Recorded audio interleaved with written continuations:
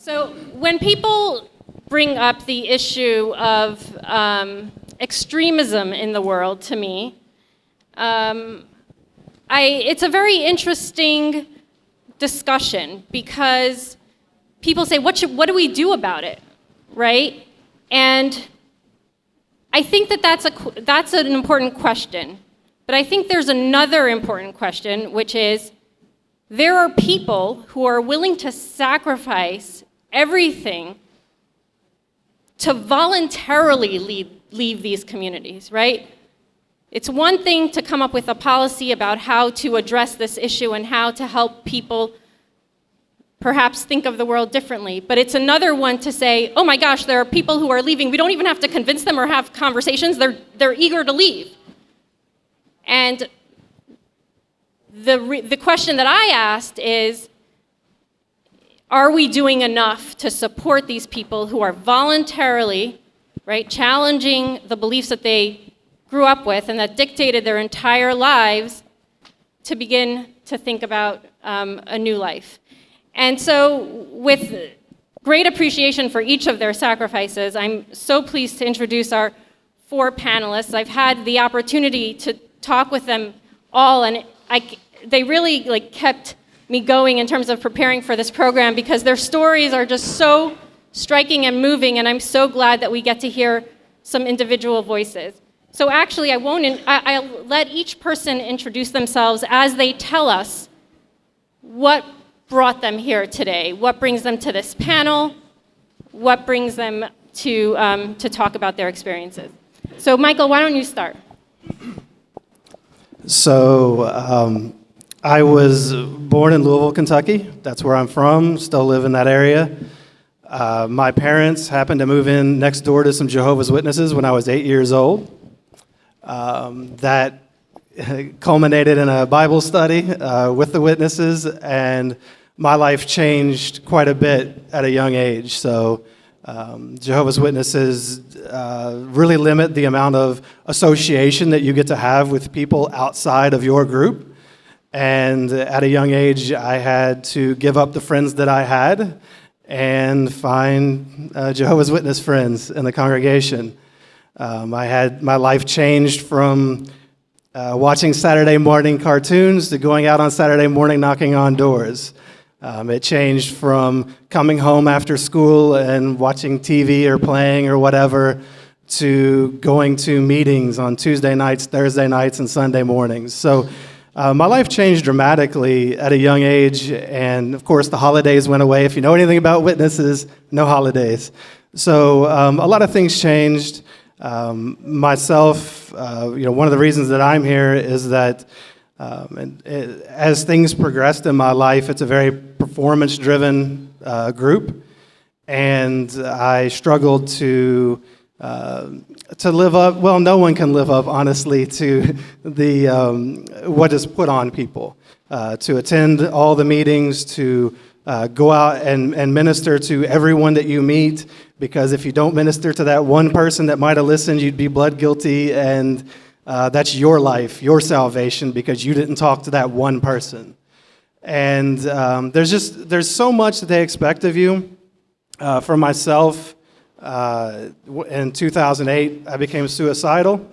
It wasn't that I wanted to die, but I just didn't see a point, because everything in this group that I was raised in was aimed at doing everything right. It's a very perfectionistic organization, so it was to do everything right so that you could get everlasting life. This life didn't really matter that much. It was kind of a throwaway life, other than the fact that you were to do everything they wanted you to do. And if you could not live up to that, then you weren't going to have salvation anyway. I didn't really see the point. I was very depressed. And through that, I started waking up. I started researching things about emotional health, emotional abuse, narcissism, happiness, just normal things that anyone should have in their life. And as I started researching all of that, I started to realize how toxic what I was involved in was. And that led me to, my wife is here as well. She she left with me. That's a very rare thing. Usually it doesn't end up in that way. But I eventually expressed my doubts and started having conversations, got her to open up about her doubts over time. And then once that happened and we both started doing research, independent research online, and from other publications other than the Witnesses publications, which was all we were ever told to research. Don't research on your own. We've done it for you. So we bought into that, and we went along with what they said. But as we started doing more secular research, we realized quickly that we were lied to a lot. And once that happened, we started learning about the child abuse in the organization, which runs rampant. The gentleman earlier was talking about blood transfusions. So many people die, especially pregnant women, because in childbirth, a lot of times blood is needed. And so many children never get to know their moms because they die. And as you start looking at this, and we were always told that our organization was the truth. So we were the truth. By default, you all were wrong. And we were going to live forever. But as we started realizing that it wasn't the truth, we had to make a change. And so we actually left voluntarily. We said, we don't want to be one of you anymore. Of course, we knew what the consequences would be. We are shunned by everyone we've ever known, our families. We haven't talked to any of them in years. And, that's the consequence, but we could no longer stand for what that label of Jehovah's Witnesses meant in our lives. So that's what we did. Yeah, thank you, Michael. I mean, one thing that really struck me from our conversation was that you talked about leaving as something that you had to do as a result, I'm not using your words, but as a result of your identity. It wasn't just being able to do certain things and engage in certain behaviors, right? Reading or other things like that. It was also a real need in terms of who we are as people. And I thought that was really profound. So, and Maryah, maybe you could tell us a little bit about why you're here. Hi, so everybody, my name is Maryah Haidery. I'm a medical writer, researcher. I'm a mother of 2 boys, and I was a member of the WRRC community. So for people that don't know, the WRRCs are sort of a subsect of Shia Islam. So Islam is basically there's 2 main categories. There's the Sunnis and then the Shias. And so within the Shias, there's different sects depending on, line of succession and things like that. And so the WRRCs were really a small sort of subsect within Shia Islam. And most of them are really concentrated in Yemen and South Asia, mostly India and Pakistan. So that's where we are, and they're very different than most people's conception of Muslims, even conservative Muslims. The WRRCs had their own way of dressing. They had a rida that they would wear. They had their own types of food. They had their own traditions. So everything was a little bit different. And there was a head of the WRRC faith, the Sayyidna. So he would you'd need a lot of anytime you wanted to do anything, go to school, move houses, get a career, you needed permission from the Sayyidna. Even to name your child, for example, you needed to get permission Maryah, from the Sayyidna. the mic. Oh, I'm sorry.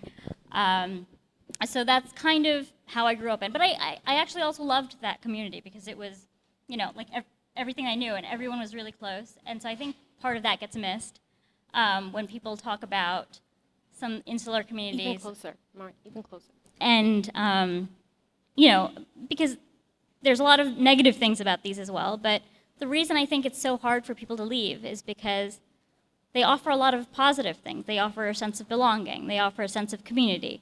And I really loved that. I loved, I was a really devout member. I had lots of friends, family, and I was in this for 30 years. So, it took me about 10, 15 years. It was a very slow, evolution that I kind of started leaving. And when I left, one of the things, so one of the other traditions in the Dawoodi Bohra culture that's a little bit different from most mainstream Muslims, although there are different Muslim communities that do this, is a practice called khatna, which is basically female circumcision or female genital cutting, or if you want to go by the World Health Organization definition, it's type 1 female genital mutilation, FGM. And around this time, around when I was leaving, there was a woman named Maryah who started an organization called Sayo, which is kind of the Gujarati Bori word for like friends. And she's still Bori. Like most of the people in Sayo are still part of the community, but they were really against this practice. And it was such a taboo practice. Like nobody talked about it at all. And they really felt like it was really important for people to tell their stories. So they started Sayo as sort of a platform where people that had gone through this could tell their stories completely anonymously if they wanted to, but just so you could get a dialogue going. And so that was in 2015. In 2017, it really kind of took off because in 2017, one of the members, there was a member of the Dawoodi Bohra community that was actually prosecuted against, under the federal law against banning FGM. So the federal law banning FGM was enacted in 1996, but nobody had been prosecuted under it, tried under it, until 2017. And unfortunately, for certain sort of legal reasons, that case was sort of overturned because the judge felt that it wasn't, it shouldn't have been like a federal case because of the Commerce Clause, but that's a sort of a legal sort of issue. But the organization Sayo is still doing a lot of legal things to try to get state laws passed.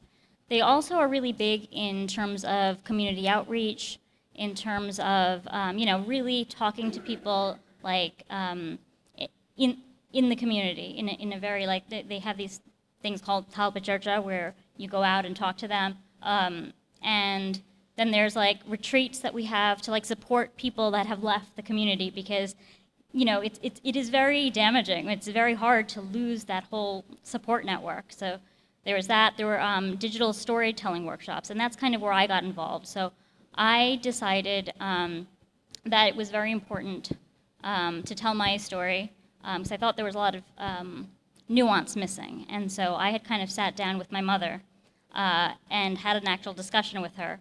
And this was like a sort of an NPR interview that I did and talked about as part of this Sayo workshop. So last thing that I want to leave you guys with was I think the reason that I'm here, that was the question, and I think it's probably the same reason that all of you guys are here, maybe some of you else as well, and I think it's best expressed by this poem by Philip Larkin, which I love, and it goes something like this. They fuck you up, your mom and dad. They do not mean to, but they do. They fill you with all the faults they had and add some extra just for you. But they were fucked up in their turn by folks in old-time hats and coats who half the time were soppy stirred and half were at each other's throats. Man passes misery on to man. It deepens like a coastal shelf. So get out early if you can and do not have any kids yourself.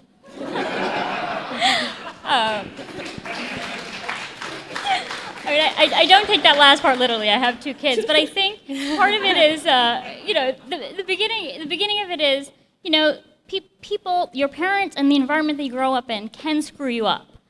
But the second part of it is that they don't always mean to. And I think in the narrative, in the dialogue, in the way that FGM was talked about in the media, it was a very sort of dichotomous kind of thing. Either you're part of this religion and really bad and horrible, or you left and you were the good, enlightened people. Or, the mother, you could be a good mother and a loving mother and take care of your child, or you could be this person that did FGM and was this horrible monster child abuser. And I kind of wanted to put myself in that conversation because I think there was a lot of nuance sort of missing there. And I really like the title of this conference, When Rights and Religions Collide, because I think the intersection of that collision is not a clean one. It's a very messy one. And I like a mess. That's part of why I got involved. So Maryah, you recited this beautiful poem, and I just have to encourage everyone. I mean, you so beautifully talked with your mother, which was such a moving conversation, and I encourage everyone to go find that clip online.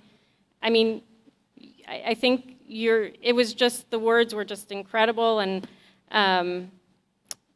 definitely nuanced. It just came through. And one of the things we had talked about is the anger versus the nuance, and how sometimes when there's anger, we're also dismissed, right? You know, oh, that's the angry person talking, therefore what they're saying is not legitimate. And what is interesting is no one could argue with someone who is so kind and understanding in your conversation, and it was really remarkable to watch. So we'll move on to Carrie here.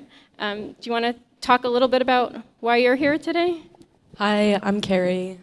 So I'm a fourth-year undergrad at Princeton. I study philosophy, and I grew up in a congregation of evangelical Christianity that's, now in hindsight, I can see it's very closely aligned with the Quiverfull movement and Christian patriarchy. So I was homeschooled my whole life. I'm the youngest of 6 kids. And I think there have been some really interesting talks about the access to education in a religious community. And on the nuance point, this is one where my parents did give me a very rigorous education. So there were gaps, like I thought the earth was created 6,000 years ago and stuff along those lines. But in general, they wanted me and my siblings to go out into the world and be among the liberal elite, but be sort of a light for these conservative values and this Calvinist Christianity that they followed. And so I experienced a lot of doubt as a kid and a teenager, just in the sense of, since we were Calvinists, we believed that some people are elect and they're saved and they go to heaven, and some people are not and they go to hell. And I just couldn't reconcile the idea that what is loving and good is to be sending all these people to hell. And I also just remember all these conversations with my parents being like, what about those people? They seem really nice. They aren't our brand of Christianity. And them being like, no, like, you don't know what's actually underneath the surface. And that was just never satisfying for me. But since I was homeschooled, it was there wasn't a lot of room to be questioning stuff or to even feel like that's something people were allowed to do. And it was very black and white, very dichotomous. So when I went to Princeton my first year, I was exposed to a lot that I hadn't been. And I realized that a lot of the views I had were very racist and misogynistic and homophobic, and I had no idea. And that was a really painful thing to learn. Like, my freshman fall was when Trump was elected, and I voted for Trump, and that is something that now I'm like, okay, that happened. So it took some time, but just that exposure to other points of view, and most of all, just being able to interact with people and be treated like a human and like a person by people who I was not fully treating like a person, giving full rights, was definitely something that helped me to see that the black and white, like, we are saved, they are sinful point of view is just not something I could go along with. And I also started taking philosophy classes, and I remember when I asked my parents, I was crying on Skype with them, and I was like, I can't do computer science, like, I really want to do philosophy, and I thought I wouldn't be allowed to, but they were like, oh, since you're a female, you don't need to support your family since your husband would do that, so you can major in philosophy, which I'm sure they regret now. Yeah, because in philosophy too, it's just, I was encountering secular people who were asking really hard questions about deeper experiences of the human condition and engaging with them in this very honest way where there was no agenda, and it wasn't like the Christian apologetics I'd done where it's like, oh, let's figure out how people are going to argue with us so we can figure out how to convince them of what we know is true. And it was more like, life is weird, let's talk about it. And I really liked that. But so I began to distance myself from my parents' faith, and I didn't keep that fully hidden from them. And so right before my sophomore year, they cut me off financially and just took away my tuition, took me off their health care. And so they wanted me to drop out of Princeton. They wanted me to need to quit so I could go back and live with them. and I just couldn't let that happen. So it was not fun at first. There was a period when I was homeless for a bit. I also struggled with suicidal depression and anxiety, which I think a lot of people who go through this sort of isolating process are bound to. But now I have my university gives me full financial support from within the university, which is really cool, like really cool. And yeah, last thing I'll say is I feel uncomfortable in group settings a lot, because when I feel the sort of vulnerable sharing, like what's going on here, it just reminds me of church when I was younger, and that was something, it was my coping mechanism, it was like something really beautiful about humans coming together, and so it was like a massive slap in the face over and over when I had to, or like realized that there were lots of poisonous things underneath it, and I couldn't keep the good without distancing myself. And I really appreciate about this event today that it's a similar sort of feeling, but there's just this level of mutual understanding and acceptance of nuance, like just in the last Q&A. I think that's really cool. I think it's cool that there can be this pushing back and forth, and at the end of the day, there's goodwill. So yeah, I'm glad to be here.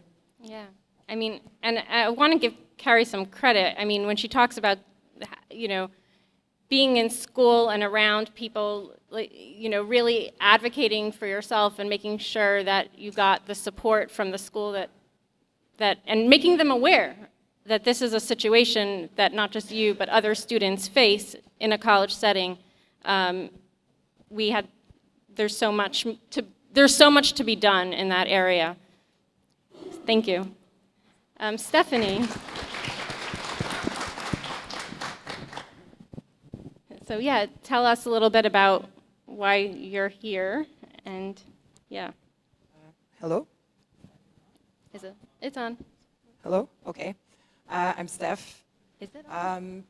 It's not on. It's not on. Yeah. Oh. There's a. Oh, you needed to turn it on. Okay. Oh, I think all right. Oh, now there you it's go. on. But okay. Hello, I'm Steph. So basically, give you a bit of background. I was raised and born and raised in a very, very non-practicing Catholic family. And at 18 years old, coming out of a broken marriage, my parents divorced when I was very young. I suffered through an almost decade of sexual and emotional abuse at the hands of a very close friend of the family. Found myself traumatized, lost, unhappy, and confused at 18 years old, and I came across Islam through some friends who had some books in French that I could read about Islam, and I immediately got attracted not to the theological aspect of Islam, but the social structure of it. I wanted to wear hijab, I wanted other women to wear hijab, I wanted, gender segregation. I wanted very defined gender roles in the marriage and in the society, in families. I thought Islam had the answers to several of the problems I considered very Western in nature. I was very young and very wrong. Converted definitely to Islam for all the wrong reasons, but so I did. A few years later on, studying Islam at a slow pace, conveniently ignoring everything that didn't make sense or that seemed morally wrong, but there's, mental gymnastics are strong, so I could always find a way to justify it or explain it to myself. I met a man who became my husband. We had 2 daughters, and in a quest to become a better Muslim and more practicing and more knowledgeable, after having my children, I started to really, really, really study Islam a lot more in depth. And then within a few years, within 2 years, what I found I could not justify. I could no longer justify morally, emotionally, intellectually. There was just too much there. I started vocalizing my questions and my concerns, not exactly apostasy. I wasn't even seeing it myself at that point. But I doubted too much, questioned too much, and my husband saw it coming. He saw the apostasy coming, he could tell. So for 1 year and a half, he very carefully and intelligently devised a plan where we would go to Europe for him to study and do a PhD, and at the very last minute before buying the tickets, using some sort of like emotional arguments with his family in Libya who could not travel outside of the country, my mother, the girls' grandmother will never get to meet them. Could we just go to Libya for like 3 weeks before we head to France?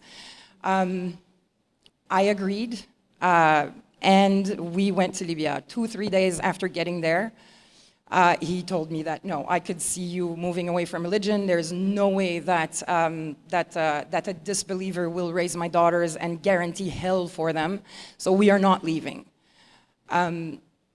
During those years in Libya, I did several things. I pretended to go back in the right path and back in line, and I started studying family law in the hope that I could corner him into showing him that what he was doing was wrong.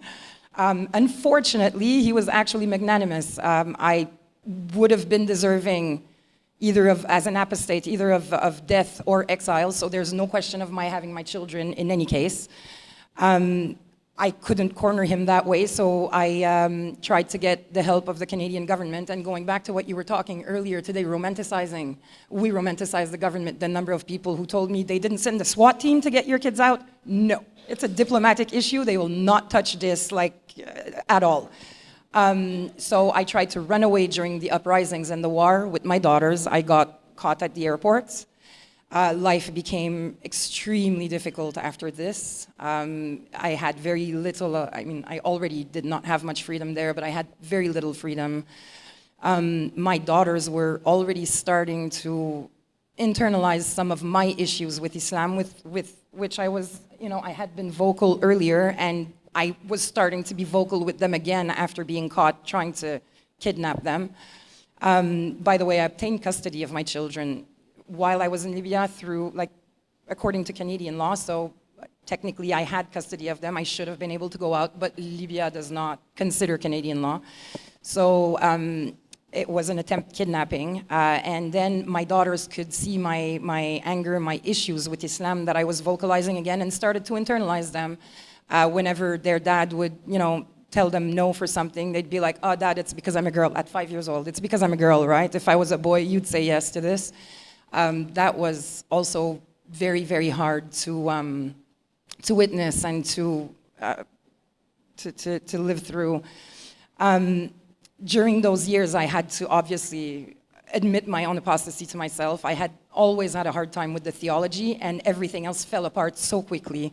What seemed a good social structure eventually just seemed so sexist and so disrespectful of women's rights, of children's rights, of everybody's rights, but usually men's. So during those last few months where I was in Libya, my husband started to convince me to travel back to Canada for my mental health. He said, you're unhappy, we're all unhappy as a result. If you just travel for a few months, you're gonna get happier, you come back to Libya, we're all gonna benefit from this. I had learned by that point that I did not know much about my husband, except that he was a very, very good liar and always had an agenda. So I asked him, what's your agenda at this time? But definitely you have an idea behind just you traveling. And no, you're unhappy. We were all unhappy because of this. After a few months, there was the war in Libya. Life was hard. I had no freedom with my own children. I couldn't be with them alone at home anymore because of my attempt to run away with them. So I let him convince me to travel back out of Libya and to Canada. The Libyan airport was already not functioning anymore, planes weren't leaving or coming in anymore because of the war. So he drove me to Tunisia so I could fly out from there. Not even outside just outside of Libya, not even in Tunisia yet, a kind of no man's land. He told me, all right, I know what you did. I know that you have custody of the girls. I know that you tried to change their names. I know that you tried to get passports with different names for them. So if you want to come back to Libya, you must go to court again and relinquish all rights over them to me. You must give me full custody, legal custody of the children, otherwise you can't come back anymore. I arrived in Canada pretty traumatized. thought it through for a few months, decided that giving him custody, first of all, was maybe not even legally feasible, and number two, was my only way of perhaps succeeding to get them out of there at some point and bring them back here. So I did not do it. I have been back here since 2011, almost 12. I see them through Skype. And it's, you know, we were talking about rights, when rights and religions collide. My parental rights, my rights as a woman, their rights as children, their rights as girls have all been taken away from us because of Islamic law. So, you know, I'm here so that one day, my hope is that there's so many of us speaking so loud and so obviously and so publicly that they will know we exist and possibly understand the unexplainable in their lives and choose a different path for themselves.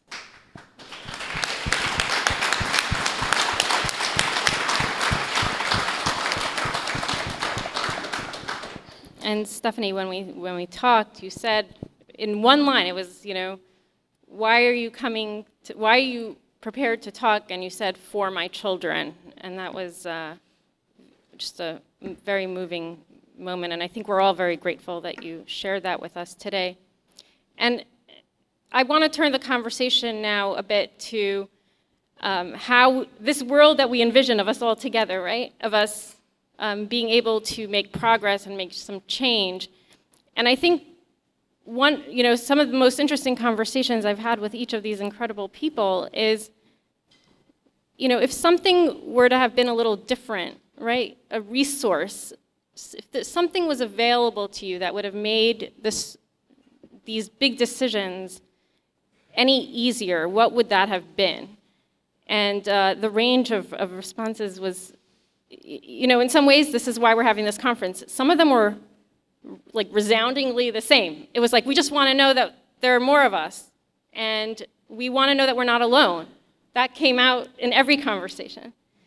And the importance of talking and sharing the stories. And then there were some other very practical, you know, resources that perhaps the world that we envision and would have available to people who are sacrificing so much. And so I wanted you to each share one, you know, if we could design the world, you know, the very, you know, simple question of like, if you had the $1 million and you could make the one change, what would it be, right? And that was kind of how we had this discussion. So, Michael, why don't you start with what's one thing that would have made a huge difference, and also if you want to share what you're doing now to make a difference. So I think that if there was one thing that would exist that would make a huge difference, it wouldn't be necessarily, at least with Jehovah's Witnesses, you're not going to wake someone up who is asleep. You can tell them anything, you can show them anything, and it will not matter because you're a mentally diseased apostate. So Satan has control of you, and anything you say is touched by Satan. But for those who come out, what they need is mental and emotional support. I have a podcast called Shunned. I help people who are shunned to tell their stories, not just former Jehovah's Witnesses, though that's the majority of the stories because those are the people who know me and come to me, but also Amish, Mennonite, FLDS, other groups are represented as well. When people get to tell their story and feel seen and heard, it's very cathartic. And we need more opportunities for that, for people to be seen and heard for who they are, because they can finally be themselves. They can finally start to find themselves instead of just being who they've been programmed to be their whole life. And so for them to be able to be seen and heard is a huge deal. And so I also I coach people who leave different groups as well to help them find a better life. And I have the Shunned Recovery Project where I have groups online twice a week that meet and people can come and get some sense of community. I also have a Facebook group. But it's all about promoting healing and promoting healing from someone who understands where you've been. that I think is one of the things that there needs to be more of. I don't know if that means there needs to be more activists getting into psychology and different roles to be able to help, or if it's just a matter of helping the therapists that exist already to understand. But I've done polls in my Facebook group that I have, and one of the biggest issues with why people don't go to therapy or why they're not currently in therapy is because they don't feel like their therapist understands them. And they also don't want to have to teach the therapist what Jehovah's Witnesses believe in order to then unteach them and get back out of that. It's triggering to have to teach everyone the thing that hurts you in order for them to then be able to help you. Whereas when I work with people, I know what they went through. I can see the patterns. I can help them, but without them having to explain it to me. And that's one of the things they say to me the most is that I really love talking to you because I don't have to explain it to you. You just get it. And I think that events like this and everyone telling their stories on my podcast, start your own podcast, help somebody else to tell their story, or start a YouTube channel and tell your story. But it's all of our voices that will end up creating change. Jehovah's Witnesses practice shunning because it's a way to control people and to silence people so that you leave in shame and you don't talk about what you went through or what life was like or who you even are. And it's when we can start to rise up and have a voice and speak passionately about these things, that's when we'll be heard, and that's what everyone who's been in these groups wants. We just want to be heard and seen and validated, and then to go on and live better lives.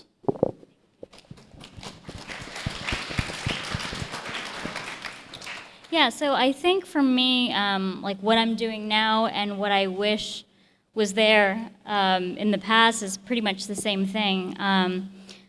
In the kind of community that I grew up in, like silence, and you mentioned silence too, is such a big thing. Silence about anything. We didn't talk about sex. My parents never really talked about puberty.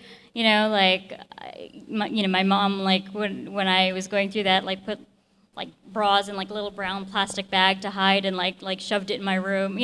So there was all this shame around all these topics. We never talked about any kind of illness in the family. Don't talk about that. If there was divorce or family problems, didn't talk about it. If there was any kind of mental illness, oh God, forget it. That wasn't even, there wasn't even a name for that. So I think what SAYO did was just give people a platform to tell stories, so people know that there are, we can talk about it. That's the only way, I think, to kill shame, is to bring it out into the light.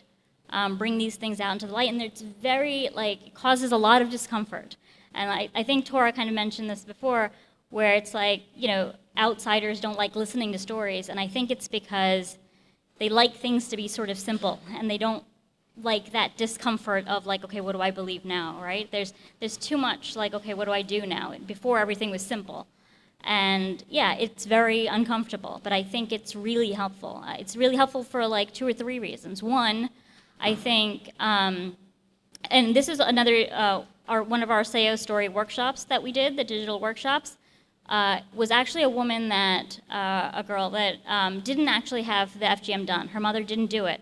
She was really conflicted about it and did some research and talked to some people, and she didn't have her child done, but she was so guilty about it that she ended up lying to all her friends and family and said she had it done. And so I think, I wonder how many other people within the community probably had those same doubts, same kinds of things, but just thought they were the only ones. I mean, there's an actual name for it. It's called pluralistic ignorance, right? Where you think that you believe something and that you're the only one, and everybody else believes something else. But when people start talking and communicating, you're oh, other people have this same doubt. Other people have the same view. And also, I think talking about things and talking about the fact that there are other options available lets people know that they have a choice. One of the things, I was married when I had an arranged marriage. I was engaged when I was 17. Married in this kind of cult type wedding with 20 other couples when I was 21. But and then I remember talking to one of my friends about this, and they're like, well, why didn't you just say no? Like, what, you could have said no. And it was so hard for me to say, like, I didn't feel like I had that choice even. Like, it wasn't even something that I thought I could say no. And same thing for my mother. I don't think she felt she had a choice about whether or not to do the FGM. And so when people talk about other options, I think then it just opens up like, oh, okay, there's other ways to do this. So, that's my big thing, is dialogue and talking about things. Thank you, Maryah. Carrie. Yeah, I will agree with that, second that. I also feel really strongly like something that was just crucial for me was the fact that Princeton is a campus where people talk very openly about mental health, and so I had no clue about mental health care at all. That was not something we talked about growing up, but that was definitely necessary for just sort of pulling apart the shame and understanding why it felt like there were no options. And I think one other limiting factor that takes away choices that I can speak to is just financial support. So a lot of people who leave religions do it between ages of like 18 and 24. And so a lot of people in college are leaving their religions, but that's a bit of a weird time because you're relying on your parents for financial support. And once my parents cut me off, so my sophomore year, I was working a lot in school to try to pay off my debt to the university so I could re-enroll in the spring. And it was like I had this massive existential crisis going on, obviously, and I also was feeling, just so much cognitive dissonance, so much guilt and shame because I had a gut sense that I knew I was just finally being honest with myself, but I also knew that everyone that I loved and respected and grew up with saw me as being taken over by Satan. So that was just confusing. And I think I struggled to deal with all of that because I had this much more direct need, which is like, feed yourself, have somewhere to sleep, stay in school. And I think, I do like to, I feel very grateful to my university now, but it was a kind of grueling process to get financial support. So it was a full year before they ever told me that there was even a kind of route I could go down in terms of like getting letters from people to signal that I had financial need. Like before that, I went to different deans and to the financial aid office like over and over and over, and I would always be like, have so much anxiety and be just crying in front of these people, like trying to talk to them, but breaking down. And I remember like, there's just such a gap. Like I remember one dean being like, well, I'd rather if you didn't call yourself homeless, but between experiences.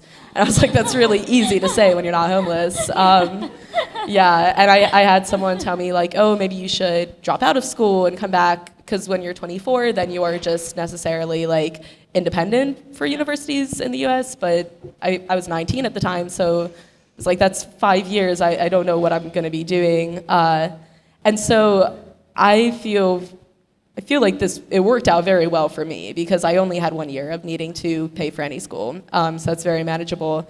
But once I started talking about this, there are plenty of other students on campus who have these very, very, very tense relationships with their families of origin and their religions of origin, but they won't kind of push it at all because they're really afraid of not having financial support. Like I have a friend who's an ex-Mormon, and his dad is very abusive, and he goes back, or he would go back for like every break because he's like, well, I don't really have a choice yet. And I don't know how it would come about or what would need to be done, but I feel like I just wish that it was something that there was just a little bit more freedom for students who really are being controlled by their families to break away from that without being then floundering. Yeah, I mean, one thing that we talked about is FAFSA and TAP. All of these federal and state financial aid programs for students require your parents' financial information. And that's a huge barrier for someone who's 19 or 20 and going through a transition where their parents aren't going to be supporting them with their financial information to help them get financial aid. And and so it's just great that you were able to complete school despite being in that situation. You have to declare yourself as an independent. It's a process. It's a real process, and it's great that you're here to share the story. Stephanie, why don't you close us out with a thought about the future and how one thing that might have made the past better that can make the future better? Organizations such as these that are represented today. I found the organization Ex-Muslims of North America in 2016, 3 years and a half after coming back from Libya, so traumatized, so alone, nobody to relate to, nobody who could, a supportive family, a loving family, but nobody who could relate to me. And I couldn't relate to anyone, and I was completely hopeless by that time, certain that the indoctrination is that you can't get over it, insurmountable, that my children were lost forever. And then I met hundreds of ex-Muslims like myself and courageous young men and women who were indoctrinated sometimes in the Middle East from birth and still managed to free themselves, and find the capacity to think critically, free themselves, and then eventually maybe even run away from the Middle East, or hear from their families, move away, and still be successful and happy in life. I needed this hope. A life without hope is not a life. So I think these organizations go a long way to help those of us who get out of religion. So let me also just disclose, yeah.